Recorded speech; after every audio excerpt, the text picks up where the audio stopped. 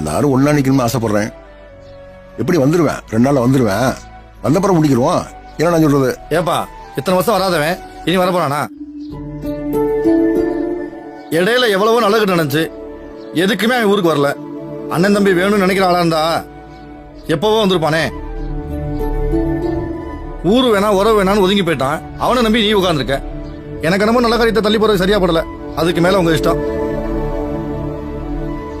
அப்ப நான் கிளம்புறேன்ப்பா. சரிப்பா பாத்துக்க.